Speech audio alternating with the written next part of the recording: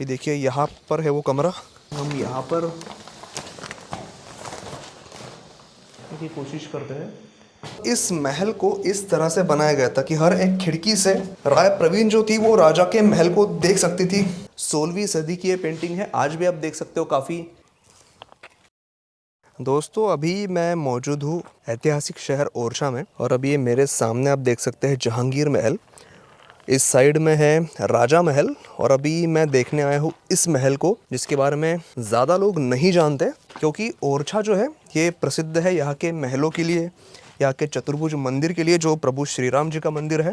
अभी जिस महल में मैं खड़ा हूँ, ये महल मिसाल है उस प्रेम कहानी की जो यहाँ पर एक राजा हुआ करते थे, राजा इंद्रजीत, और उनकी जो एक नृत्यांगना प्रेमिका थी राय प्रवीण जिनका नाम था, उनके प्रेम कहानी की मिसाल ये महल है। उनके प्रेम कहानी का संबंध इस महल से है, क्योंकि जो राय प्रवीण थी नृत्यांगना, उनके लिए ये सुंदर और विशाल महल बनाया गया था। देख सकते हो आप, ये प्रवेश द्वार है और ये इतना बड़ा ये इसका पूरा परिसर है। ये था रानी का स्टेज, यहाँ पर वो रानी डांस किया करती थी, और जो राजा थे इंद्रजीत वो उनसे मिलने के लिए आया करते थे। क्या कैसी उनकी प्रेम कहानी थी, और उनकी जो प्रेम कहानी थी उसका एंड कैसे हुआ, कितना दुखद हुआ, उसके बारे में मैं आपको बताने वाला हूँ। और साथ ही में रानी का ये जो महल का हिस्सा है, इस महल में एक अंडरग्राउंड कमरा है, उस डांसर की एक पेंटिंग है काफ़ी पुरानी, और राजा की भी पेंटिंग निकाली गई है, जिसके रंग जो है वो आज के समय में भी काफ़ी वाइब्रेंट है।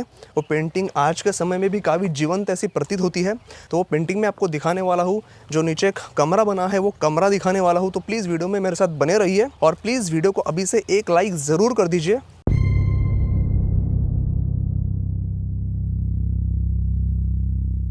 जैसा कि मैंने आपको स्टार्टिंग में बताया था, ये इसका मेन गेट है, और बिल्कुल गेट के सामने ये उस नृत्यांगना का स्टेज हुआ करता था, जहाँ पर वो अपना नृत्य पेश करती थी, और राजा इंद्रजीत जो थे वो उन्हें देखने के लिए आते थे। और ये जो पीछे की तरफ है ये है गमले, मतलब आज के समय में जैसे छोटे छोटे गमले होते हैं उसमें हम पेड़ पौधे लगाते हैं, तो उस समय में इस महल के और इस स्टेज के पास में ही एक बढ़िया सा ऐसा गार्डन बनाया गया था। अभी हम जा रहे हैं यहाँ का जो महल का जो मेन हिस्सा है, जिसमें उस राजा और नृत्यांगना की जो प्रेम कहानी है उसके संबंध में काफ़ी सुंदर ऐसा चित्र बनाया गया है उसी समय का। तो बने रहिए मेरे साथ।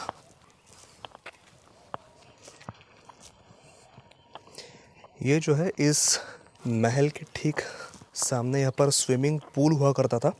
हम इस साइड से अभी प्रवेश करेंगे इस महल में। ये है राय प्रवीण के लिए बनाया गया महल, जिसमें आज के समय में आप देख सकते हो यहाँ जो काम करने वाले मजदूर हैं उनका कुछ थोड़ा बहुत सामान है, उनके रहने की व्यवस्था यहाँ पर की गई है। झांसी से 20 किलोमीटर दूर ये जो राय प्रवीण महल है, इसके साथ जुड़ी जो प्रेम कहानी है उसके बारे में ज़्यादा लोग नहीं जानते। तो आज के इस वीडियो के ज़रिए मेरी यही कोशिश रहेगी कि ये जो इतिहास है इस महल से जुड़ा हुआ, ये आप तक मैं पहुँचाऊँ, और उस प्रेम कहानी का अंत कैसा हुआ था वो भी हम जानेंगे। क्योंकि वो जो नृत्यांगना थी वो किसी शाही परिवार से नहीं थी, तो जाहिर सी बात है कि राजा उससे शादी नहीं कर पाए। जो राज परिवार था वो उनकी शादी के खिलाफ था। तो ऐसा कहा जाता है कि उस नृत्यांगना ने खुदकुशी करके अपनी जान दी थी।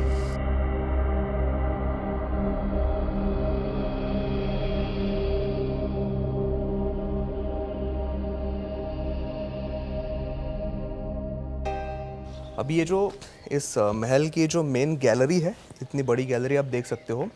इस गैलरी के दोनों साइड में देखिए आप, ऐसे ओपन पोर्शन है, अच्छी कमानें बनी है। इस गैलरी के इस दीवार पर देखिए कितनी खूबसूरत पेंटिंग्स बनी है, जो 16वीं सदी में बनाई गई है ये सारी पेंटिंग्स। इस पेंटिंग में आप रानी की दासियाँ देख सकते हो। एक दासी के हाथ में शराब का ग्लास है, दूसरी दासी के हाथ में एक तोता है, और इस तरफ अगर हम देखेंगे तो बताया जाता है कि ये है राय प्रवीण जो थी सुंदर नृत्यांगना, उनकी पेंटिंग है ये।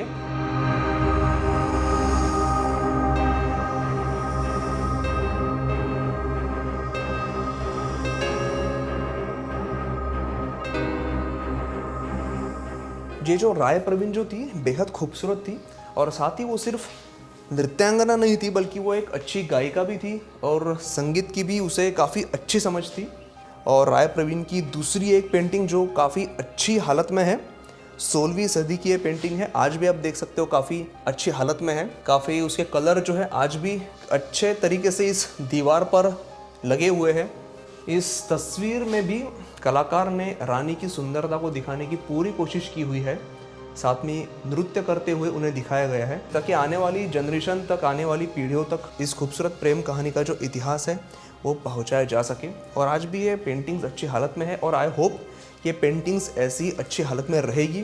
साथ ही इस तरह हम देख सकते हैं जो बुंदेला राजा थे, राजा इंद्रजीत, उनकी पेंटिंग यहाँ पर बनाई गई है। सॉरी, ये नहीं, ये वाली पेंटिंग है। इसमें आप देख सकते हो जो घोड़ा है तो उसको जैसा डेकोरेट किया गया है, उससे हम अंदाज़ा लगा सकते हैं कि ये जो पेंटिंग है ये राजा की रही होगी। राजा इंद्रजीत की ये जो पेंटिंग है इसकी हालत थोड़ी ख़राब हो चुकी है, चेहरा पूरी तरह से डैमेज हो चुका है।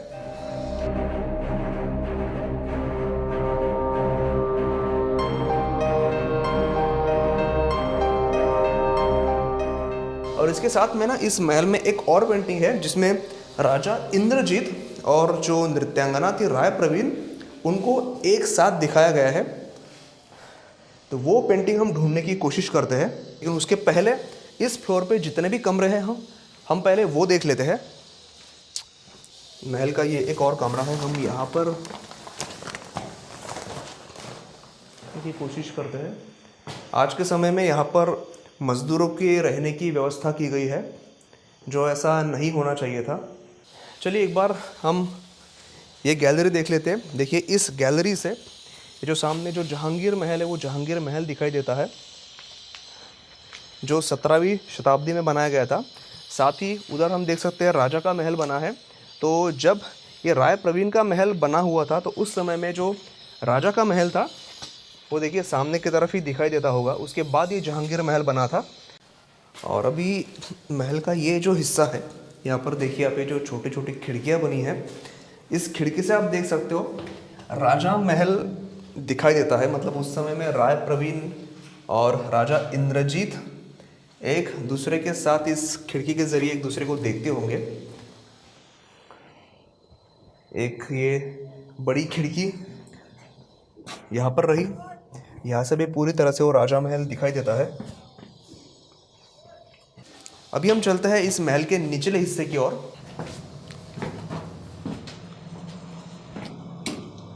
एक और रास्ता ऊपर निकलने का, जहाँ से आई होप एक गैलरी होगी।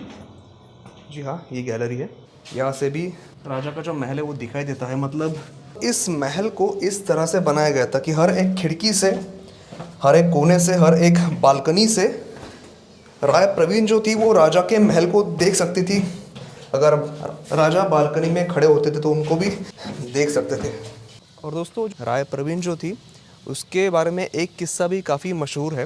वो मतलब काफ़ी सुंदर थी और संगीत का भी उसे ज्ञान था। और उसकी खूबसूरती की चर्चा जो है वो सिर्फ बुंदेला राजवंश में नहीं बल्कि आसपास पड़ोस के सभी राज्यों में थी। और उसकी खूबसूरती की चर्चा अकबर के कानों तक भी पहुंची थी। और अकबर ये जानता था कि वो राजकुमार इंद्रजीत की प्रेमिका है। उसके बावजूद उसने राय प्रवीण को अपने दरबार में हाजिर होने का फरमान जारी किया। और उसके बाद जो हुआ वो भी कहानी काफ़ी इंटरेस्टिंग है।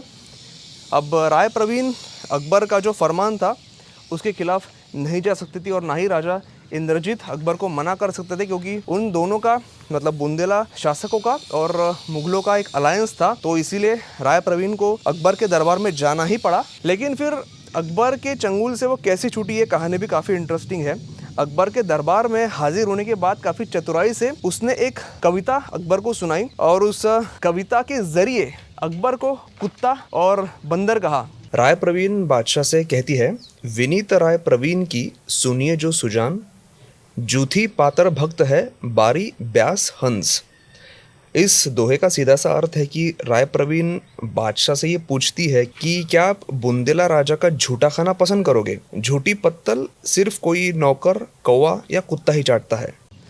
इस दोहे को सुनने के बाद अकबर बातों ही बातों में उसका इशारा समझ गया और उसे काफ़ी शर्म महसूस हुई और उसने फिर राय प्रवीण को काफ़ी इज्जत के साथ वापस भेज दिया।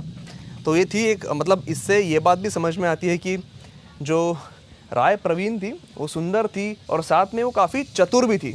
लेकिन उनकी इस प्रेम कहानी का जो अंत है वो काफ़ी दुखद हुआ। जब राय प्रवीण को पता चला कि उनकी और राजकुमार इंद्रजीत की शादी नहीं हो सकती। तो उसने क्या किया, ऐसा बताया जाता है कि वो सती हो गई, मतलब एक प्रकार से उसने आत्महत्या कर दी, अपनी जान दे दी। और फिर उसके बाद जो राजा थे इंद्रजीत, कहते हैं कि वो भी पागल हो गए।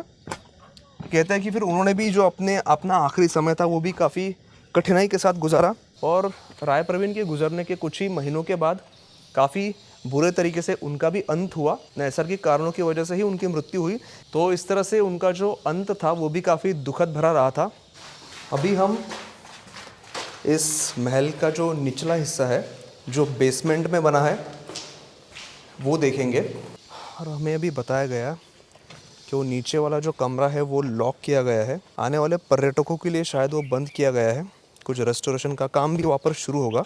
ये देखिए, यहाँ पर है वो कमरा।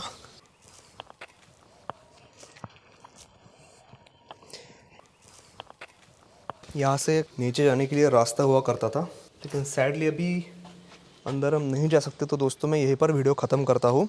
तो क्या दोस्तों, आप इस वीडियो को देखने से पहले इस प्रेम कहानी के बारे में जानते थे? मुझे आप कमेंट करके ज़रूर बताइए। प्लीज़ इस वीडियो को लाइक ज़रूर करिए, अपने दोस्तों के साथ शेयर करिए। अगर आपको ये मेरी कोशिश पसंद आ रही है तो प्लीज़ वीडियो को लाइक करना बिल्कुल मत भूलिए। ओरछा सीरीज़ के जो बाकी के एपिसोड्स है उसकी लिंक मैं यहाँ प्लेलिस्ट में दे दूँगा। तो चलिए दोस्तों, मैं मिलता हूँ आपसे अगले एपिसोड में।